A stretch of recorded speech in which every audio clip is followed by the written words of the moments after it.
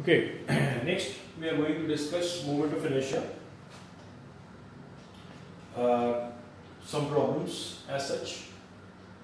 Basic definition तो हमने discuss कर ही ली है that moment of inertia about a given axis is expressed as summation of mr square for discrete point mass system. वही definition को हम यहाँ पे आगे जो है वो continue कर रहे हैं उसी की discussion को in the form of problems, right? So सबसे पहले we have a system जिसमें तीन identical point masses are there and they are fixed to the vertices of an equilateral triangle of side A each, right? It's an equilateral triangle of side A, equilateral triangle of side A, right? So इसकी vertices पे हमने masses fix कर दिए हैं m each. So you define moment of inertia system of point masses. 5 अलग अलग parts लिए हैं illustrate करने के लिए पूरे प्रोसेस को. पहले है about an axis passing through the centroid and perpendicular to the plane of the triangle. मतलब अगर मेरे पास ये एक प्लेन है ट्राइंगल का, ऐसे मेरे पास ट्राइंगल है हॉरिजॉन्टल प्लेन में, तो मैं चाहता हूं कि अगर एक एक्सिस ऐसे उस प्लेन के नॉर्मल पास कर रहा होगा, मतलब यहाँ पे अगर मेरे को शो कर रहा होगा तो इस तरह से मेरा एक्सिस जाएगा, राइट दिस, ठीक है, perpendicular to the plane of the blackboard passing through O. उसके बाद मोमेंट ऑफ इनर्शिया निकालना है, ठीक है. सेकेंड में तो चलो दिख रहा है यहाँ से सेम एक्सिस, यहाँ से normal to the plane of the triangle, मतलब again perpendicular to the plane of the blackboard. और फिर बाकी तीन जो है वो एविडेंट ही है, वो सामने हमें लिखे हुए. तो स्टेप बाय स्टेप चलते हैं. सबसे पहले about an axis which is perpendicular to the plane. First part, मैं एक छोटी सी फिगर बना रहा हूँ इसकी just to for the sake of clarity. ये ठीक है, इसको मैंने ऐसे शो कर दिया. ये मेरे पास तीन मासेस हैं m m m. ये मेरे एक्सिस है, ठीक है. इसको मैं I O कह देता हूँ क्योंकि ये O से पास कर रहा है normal to the plane of the triangle, ठीक है. मतलब मैंने इस ट्राइंगल को इस तरह से हॉरिजॉन्टल प्लेन में ले लिया है, ठीक है, आपको शो करने के लिए. अब आपको पता है कि प्लेन, कोई भी प्लेन है, say any plane, you can take an example, like for example ये मेरे पास एक प्लेन है, ठीक है. इस प्लेन के अंदर अगर मेरे को एक नॉर्मल ड्रॉ कर दूं ऐसे, और कोई भी लाइन ड्रॉ करो in the plane, again I repeat, if you have a plane and you draw a normal to the plane, right, और उसके बाद we draw any line on the plane, that any line on the plane, मतलब कोई भी line जो plane के अंदर है वो परपेंडिकुलर ड्रॉन नॉर्मल के भी परपेंडिकुलर होगी. मतलब आप ये लाइन ले लोगे, आप ये लाइन ले लोगे, आप ये लाइन ले लोगे, तीनों लाइनें जो वर्टिसेस से हमारे पास वर्टिसेस को ज्वाइन करके सेंट्रॉइड तक ज्वाइन कर रही है, ये सारी इस एक्सिस के IO के इस एक्सिस के नॉर्मल होंगी, ठीक है. Anything which is line in the plane is always at right angles to the normal to the plane, ठीक है. कोई भी प्लेन है हमारे पास, उससे अगर कोई नॉर्मल ड्रॉ किया आपने, तो जो प्लेन में कोई भी लाइन होगी वो उस एक्सिस के उस नॉर्मल के परपेंडिकुलर होगी. तो उस लॉजिक से अगर मैं फॉर्मूला यूज करता हूं, मेरे पास होएगा m a स्क्वायर नहीं, let it be r square. ये डिस्टेंस सारे सेम होते हैं इक्विलेटरल ट्रायंगल में, मतलब ये डिस्टेंस है, ये डिस्टेंसेस को मैं रेफर कर रहा हूं एक तरह से, ये सारे r हैं. By definition r equal to a by root 3. Always remember this. कैसे आया? This is 2/3 of the altitude. ये पार्शियल, ये 2:1 में, ये जो लाइन होती है ये 2:1 में, मीडियन इसको कह देते हैं हम, 2:1 में सेंट्रॉइड को, सेंट्रॉइड जो पॉइंट होता है वो इस लाइन को 2:1 रेशियो में डिवाइड करता है. तो दो पार्ट्स पूरे ऑल्टीट्यूड कह लो, मीडियन कह लो, यहाँ पे √3 by 2 times the side which is a. यहां से ये कैंसिल होने के बाद a by √3 बच जाता है. Right? So r is always a by √3. कैसे निकाला? r is 2/3 of the altitude of the equilateral triangle basically. ठीक है? सो mr² plus mr² plus mr². तीन मासेस हैं, इनके perpendicular distance from the axis r है. So this is 3mr². ठीक है? This is 3m. r की वैल्यू a² by 3. 3 से 3 कट गया, it is ma². So the moment of inertia about an axis O passing through O normal to the plane of the triangle is ma². ठीक है? ये हमारी complete discussion हो गई. ये तीनों मासेस यहां से r डिस्टेंस पे है. r जो लाइन है, मतलब ये जो AO लाइन है, OC लाइन है, OB लाइन है, ये सारी की सारी एट राइट एंगल्स हैं to the axis which is passing through O and normal to the plane of the triangle. Right? तो ये मेरा फर्स्ट पार्ट की डिस्कशन हो गई. अब मैं चलता हूं सेकंड पार्ट की डिस्कशन पे. तो सेकंड पार्ट में सेम सेटअप है. एक्सिस आपके पास हो रहे हैं थ्रू A, IA कैसा होगा? ऐसा. ये दिस इज माय IA. मतलब एक्सिस A है पासिंग थ्रू A. ये पॉइंट आपका C था, ये पॉइंट आपका B है.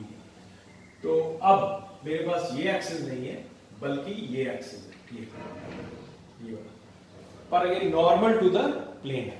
अब एक मास जो एक्सिस के ऊपर ही है, उसका मोमेंट ऑफ इनर्शिया तो जीरो ही होना है. आर पार्ट है ही नहीं उसका, तो बाकी दो रह गए. और आपको पता है ये लाइन और ये लाइन दोनों इस पर्टिकुलर लाइन के परपेंडिकुलर होती है हमेशा. ठीक है? सो IA will be ma² plus ma². ये मास का यहां से इस एक्सिस से परपेंडिकुलर डिस्टेंस A, मास है m. ये वाले मास का परपेंडिकुलर डिस्टेंस अगेन A और मास है m. तो आंसर आ जाएगा 2ma². So the moment of inertia of the discrete point mass system lying on the vertices of equilateral triangle about axis passing through A, that is this. ठीक है? and perpendicular to the plane of triangle is 2ma². ठीक है? उसके बाद एक horizontal axis मैं choose करने जा रहा हूं, और वो है ये वाला एक्सिस. ठीक है? इसमें A और A में कंफ्यूजन ना हो, इसलिए इसको आप A' A" ऐसे ले. ठीक है? Correct in the main question also. Main question में आप ये करेक्शन कर लो, A' और A" ऐसे एक्सेस कर लो, क्योंकि पता तो लग रहा है वैसे फिगर के अंदर है, लेकिन फिर ये AB है और ये A कंफ्यूज ना करें, इसलिए इसको A' A". ठीक है? सो थर्ड पार्ट में मेरा इंटरेस्ट है A', A'. Again summation mr² ही मेरे पास फॉर्मूला है.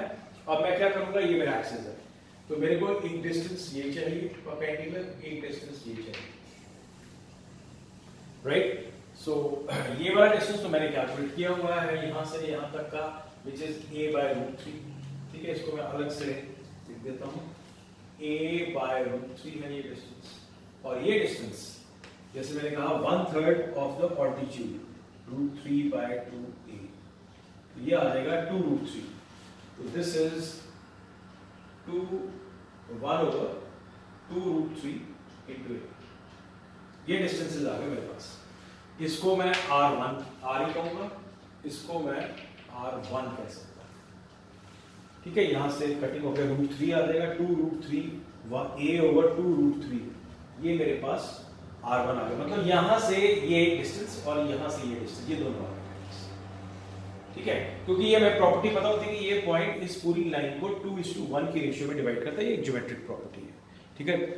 मैथ्स वाले तो इसको आगे पढ़ेंगे अभी, वैसे पढ़ा होता है आप लोगों ने in the coordinate geometry part in maths in 10th class. ठीक है? नहीं भी है तो अभी आप इसको नोट डाउन कर लो. The whole altitude of equilateral triangle, for any triangle it is true, not only for equilateral triangle. The centroid divides the median. The centroid divides the median in the ratio 2:1. Median is same as altitude for equilateral triangle, hence these results. ठीक है, तो A dash A double dash की बारी अब आ गई। तो सारे masses लेने हैं। पहले जो A पे मास है और जो B पे है, वो दोनों का डिस्टेंस मेरे पास है R1. So I'll say M R1 square plus M R1 square plus M R square. Mass into perpendicular distance, mass into perpendicular distance, mass into perpendicular distance. ठीक है, ये आ जाएगा 2M plus M R square. What is 2M R1? R1 हमने निकाला हुआ है A by 2√3. A by 2√3 का square. M R की वैल्यू हमने निकाली हुई है A by √3 का स्क्वायर.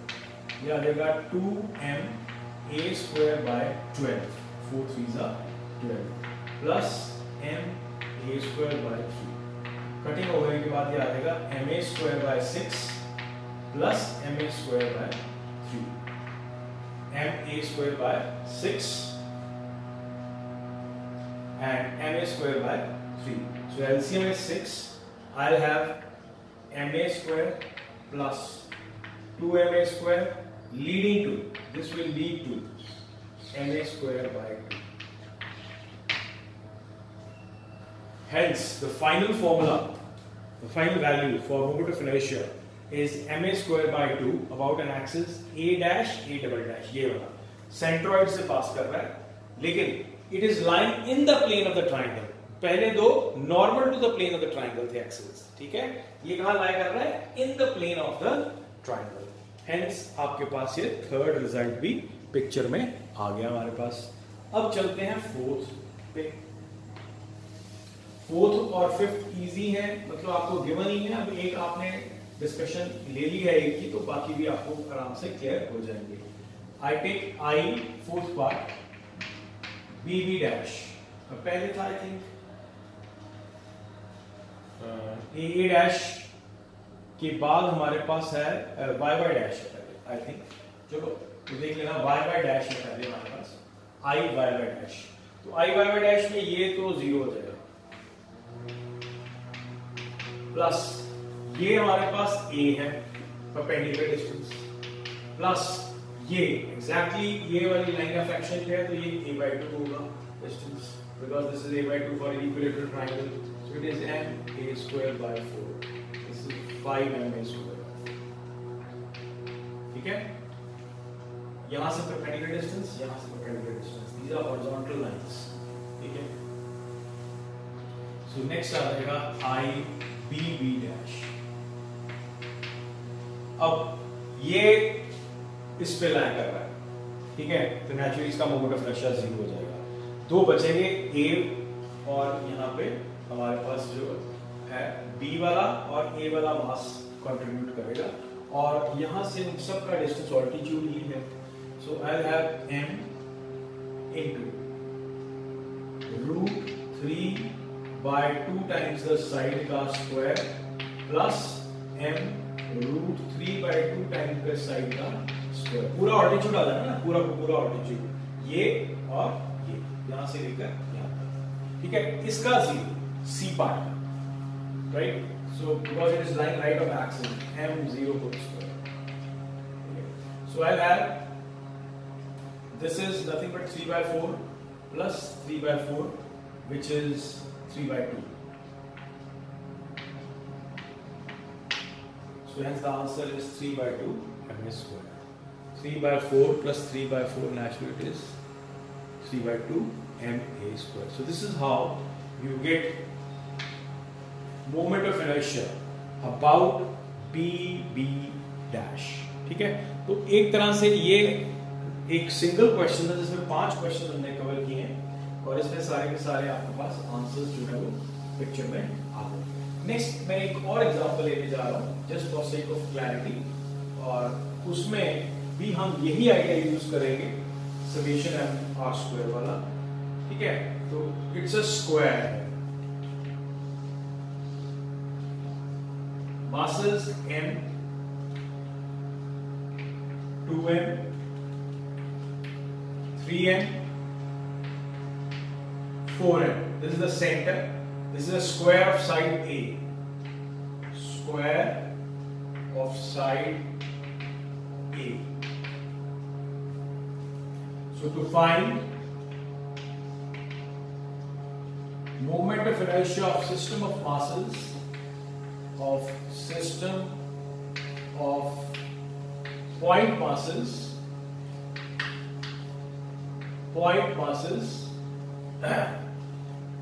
fixed at the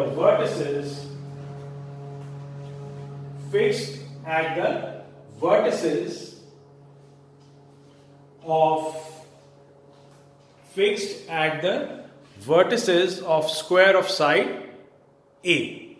ठीक है, तो ये हमारे पास एक यहां पे एक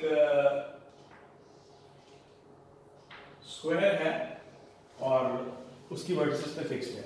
ठीक है, तो these are all point masses which are fixed at the vertices of the square. Side of square is A. This is the center O. First is about an axis.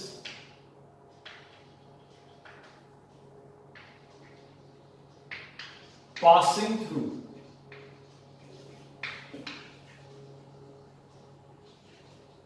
O and normal to the plane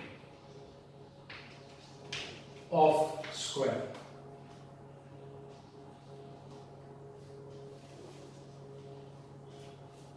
ठीक है, तो एक एक करके कर लेते हैं. So this is passing through O, normal to the plane of square like this. ठीक है ना, मतलब एक ऐसे हमने स्क्वायर बना लिया और ये मेरा एक्सिस है ऐसे. ठीक है, ये आपके डिफरेंट मासेस हो गए. तो सबसे ये परपेंडिकुलर डिस्टेंस हमें लेने पड़ेंगे. मतलब ये ऑब्वियसली परपेंडिकुलर डिस्टेंस रहेगा, ये भी परपेंडिकुलर डिस्टेंस, ये भी परपेंडिकुलर डिस्टेंस और ये भी perpendicular distance. When I will be like this, ये लाइन सारी परपेंडिकुलर डिस्टेंस होंगी और ये सब कितनी है? R, A by root 2. Half of the diagonal. Diagonal कितना होता है? root 2A. पाइथागोरस लगा लो. A और A square plus A square under root 2A आ गया. root 2A का आधा वो ये हो जाएगा और ये हो जाएगा. ठीक है ना, half of square root of 2 into A. तो ये आपके पास आ गया. तो नेचुरली मेरे पास हो जाएगा I about O is m r square plus 2m r square plus 3m r square plus 4m r square, which is 1 2 3 3 6 so 10 m r square. ठीक है, this is 10m. r की value a by root 2 whole square. This is 5m a square. So this completes the answer. Simple enough. ठीक है ना, आपको perpendicular distance लेना था और क्योंकि एक्सिस नॉर्मल है, any line which is in the plane is normal, is at right angles to that normal. ठीक है, ऐसे आपका एक्सिस पास हो रहा था, तो ये आपका a by root 2 perpendicular distance बन रहा था. तो this is a square by 2, उसको कटिंग करके हमारे पास आंसर आ गया. ठीक है, then second part about diagonal.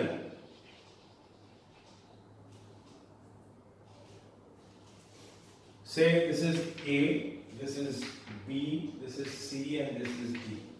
About diagonal AC and BD. Mind it, the answers won't be the same क्योंकि masses सारे different हैं. तो जब मैं moment of inertia about diagonal AC लिखता हूँ तो वो कितना हो जाएगा? AC means मेरा ये एक्सिस होगा, ये this will be my axis. तो नेचुरली एक ये मास पिक्चर में लेना पड़ेगा, परपेंडिकुलर डिस्टेंस ये हो जाएगा, एक ये मास परपेंडिकुलर डिस्टेंस ये दोनों एक्सिस के ऊपर ही लाया करते हैं. So I have 4m r square plus 2m r square. This is 6m r square. This is 6m a by root 2 whole square. This is 3m square. ठीक है, ऐसे ही मेरा डायगोनल है AC के बाद BD. Diagonal is BD. अब BD पे जब मैं डायगोनल लेता हूं ऐसे लाइक दिस माय एक्सिस, तो ये और ये मास पिक्चर में आएंगे. So I can say it is mr square plus 3mr square. r इसलिए क्योंकि r तो पहले कैलकुलेटेड है, तो दिस इज 4mr square. ठीक है, तो नेचुरली ये आपका पास क्या होगा 4ma/√2 2m square. ठीक है, सो आई BD भी आ गया, आई AC भी आ गया.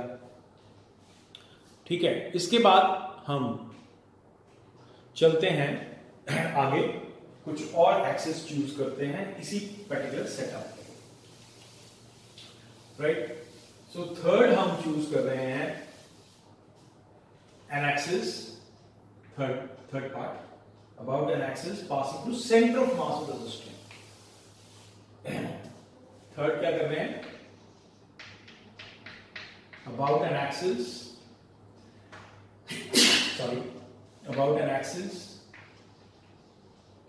passing through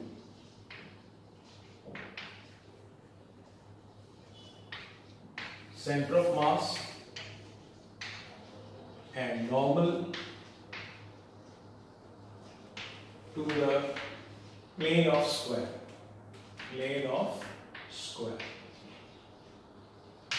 ठीक है, अब हमने, अगर आप पीछे हमने आपको थोड़ा पिछले वीडियोस में भी आप यहाँ पे रजिस्टर में देख सकते हो कि हमारा जो सेंटर ऑफ मास आया था वो ये पॉइंट था ऐसे वाले सिस्टम पे, and it was a/2 7a/10. If you recall, ये मेरे पास सेंटर ऑफ मास था. ठीक है, क्योंकि इधर एक जैसा मास था तो सेंटर पे आ गया, ये लाइन ऑफ सिमेट्री बनती थी. ठीक है, उसके बाद यहाँ पे मास ज्यादा था, यहाँ पे कम था, तो नेचुरली ये हमारे पास इस तरह से आ गया. So this is a/2 7a/10. ये मैं सेंटर ऑफ मास के थ्योरी से लेके आ रहा हूँ जस्ट टू सेव टाइम. ठीक है ना, ये है 7a/10. अब एक्सिस कौन सा चूज किया, normal to the plane like this. तो ठीक है, अब मेरे पास जो डिस्टेंसेस लेने पड़ेंगे वो मेरे पास ये होंगे, ये और यहां से फिर ये और यहां से ये. तो ये परपेंडिकुलर डिस्टेंसेस हमारे बनेंगे. सो कोई बात नहीं, हम कैलकुलेट करते हैं. क्वेश्चन थोड़ा सा लंबा है बट इंफॉर्मेटिव है और इंपॉर्टेंट है.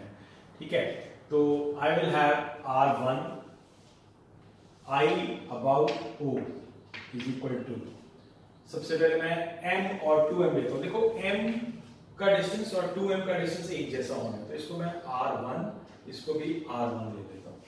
ठीक है, r1 क्या होगा, हम साइड से निकाल देते हैं.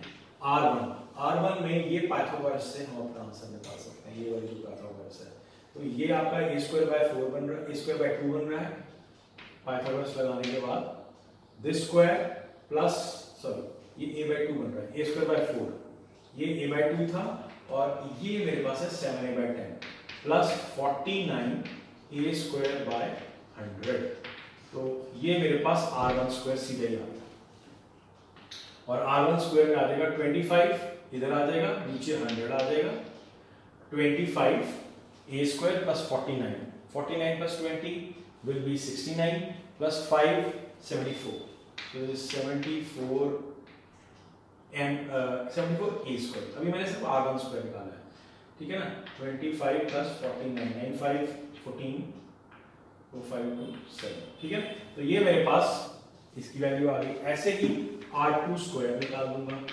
r2² की वैल्यू इस पर्टिकुलर पाइथागोरस लगाने के बाद ये वाला जो पाइथागोरस है यहाँ से आ जाएगी मेरे पास. I will name this as R2.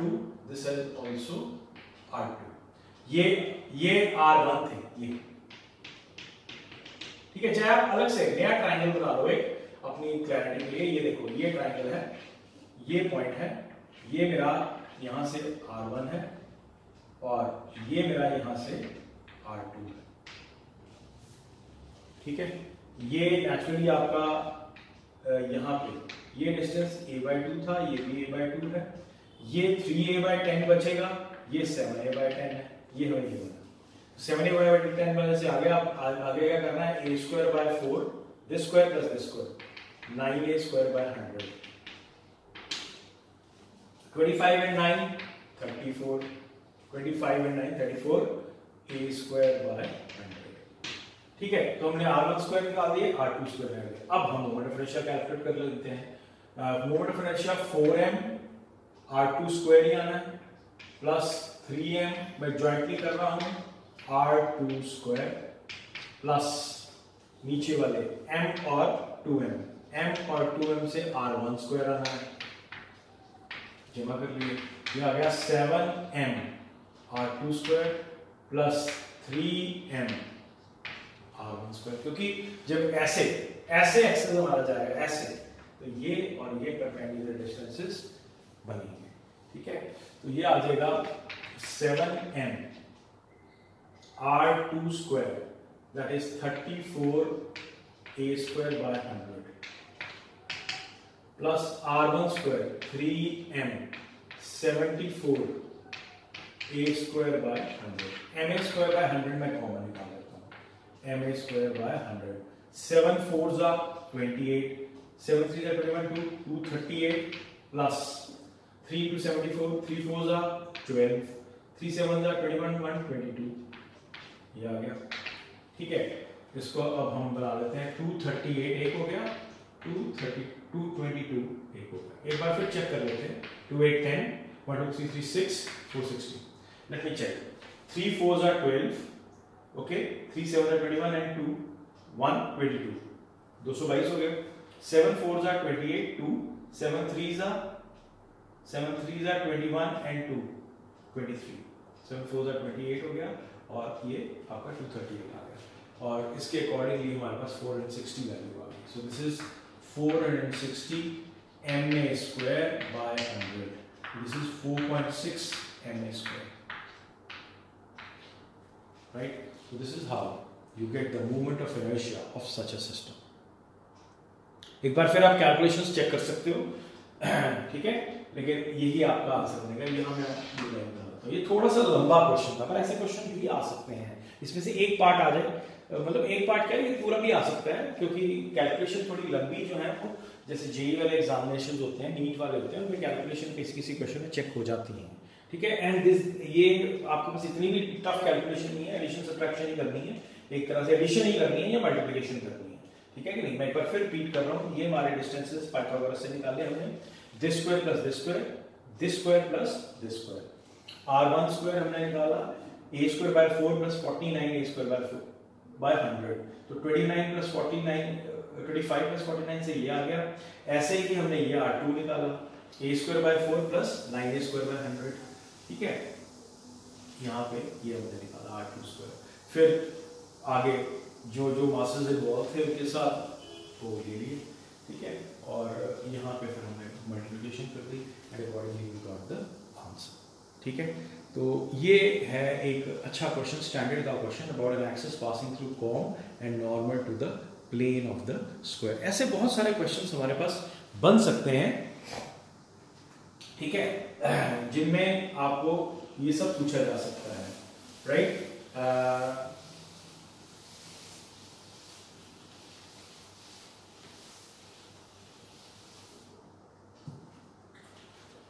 ठीक है, ये सारा पॉइंट मास सिस्टम के लिए ही हमारे पास पिक्चर में आ रहा है, ठीक है। और अगर कोई पूछ ले कि सेंटर ऑफ मास का ऐसे वाला एक्सिस, तो वो तो बहुत इजी होगा, क्योंकि उसमें आपके डिस्टेंसेस स्पेसिफाई क्लियरली है हमारे पास, ठीक है। किसी एक साइड जो इन द प्लेन है वो बहुत आसान होगा। अच्छा, इन द प्लेन में एक एक्सिस थोड़ा सा कई बार बच्चों को तंग करता है, मैं वो ये थोड़ा मैं, क्योंकि काफी कंफ्यूजन हो गई इसमें, तो मैं एक अलग से फिगर बना रहा हूं, और वो चौथा पेज बना रहा हूं।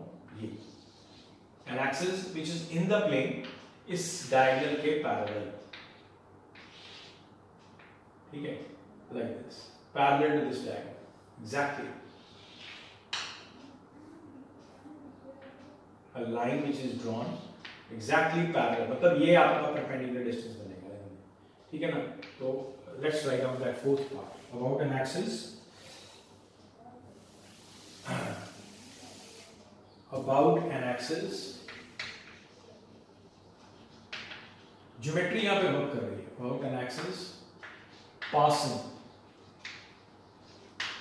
through A as shown in the figure, ठीक है, as shown in figure। तो आप एक नई फिगर बनाओ, नई फिगर में ये सब कट कर दो जो भी आपको अवेलेबल था पहले, नई फिगर बना लो ताकि कंफ्यूजन सारी अवॉइड हो जाए आपके पास। ठीक है, ये हमारे पास स्क्वायर है,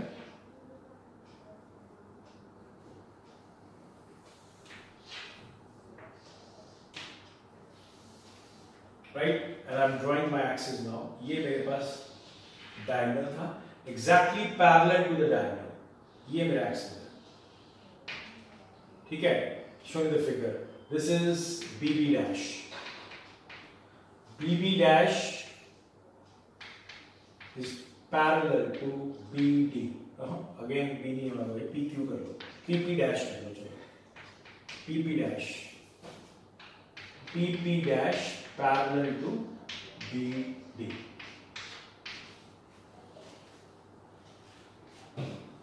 ठीक है, सो I about PP dash and PP dash is axis is in the plane of the square।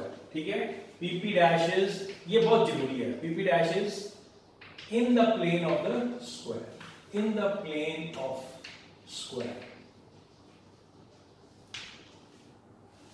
normal to the plane, I leave it to you कि अगर आपके पास इस तरह से एक्सिस हो तो मोमेंट ऑफ इनर्शिया क्या होगा, that I leave it to you, क्योंकि उसमें आप परपेंडिकुलर लाइंस देखो क्या क्या बन रही है, उसके हिसाब से अपना आंसर आ जाएगा।